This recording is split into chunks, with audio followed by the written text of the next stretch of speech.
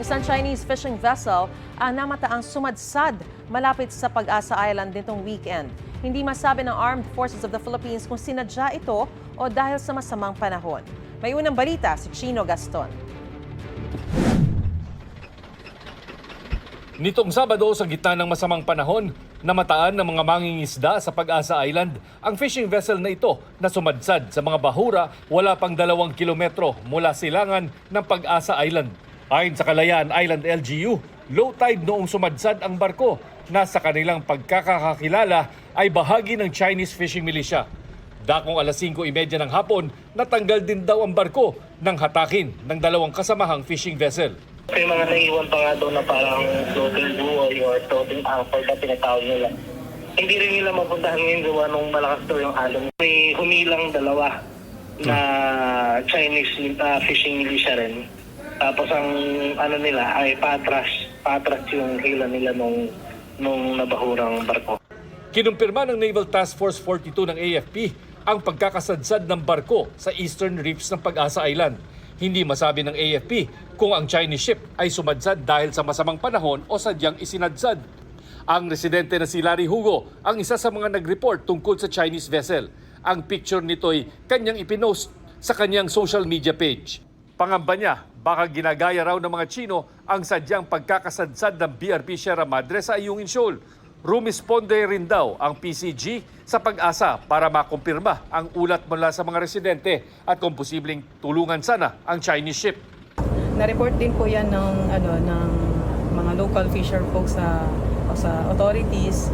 So eventually may naging actions po ang ating Coast Guard, which is pinuntahan po nila, nag-deploy po sila ng force sa nila para i-check. Nag-inspeksyon naman sa Balabac, Palawan si Defense Secretary Gilbert Teodoro para sa planong pagtatayo roon ng airbase at naval station. Recognized international sea lane dito. So minsan dumadaan talaga dito ang mga Chinese vessels. At ito, pag hindi nadama or hindi nagkaroon ng presence dito, napakadali na abusuhin ng foreign influence and other inappropriate and illegal activities dito. Isa ang Balabac sa mga lokasyon para sa EDCA o Enhanced Defense Cooperation Agreement ng Pilipinas at Amerika kung saan bibigyan ng access ang mga Amerikano sa mga base militar sa Pilipinas para sa pagsasanay at sa humanitarian and disaster relief effort. Ang Reciprocal Access Agreement naman sa pagitan ng Japan at Pilipinas lusot na sa National Diet o Parliament ng Japan. Sa ilalim ng RAA, papayagan ang pagpapadala ng mga sundalong Hapon sa Pilipinas at mga sundalong Pilipino sa Japan para sa joint military drills. Naunang naaprubahan ng ating Senado noong Disyembre ang RAA na katulad ng VFA o Visiting Forces Agreement ng Pilipinas at Amerika.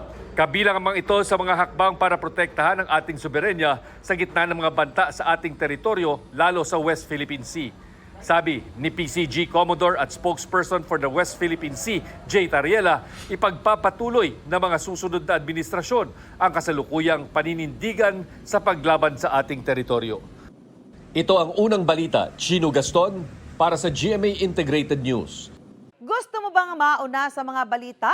Mag-subscribe na sa GMA Integrated News sa YouTube at tumutok sa unang balita.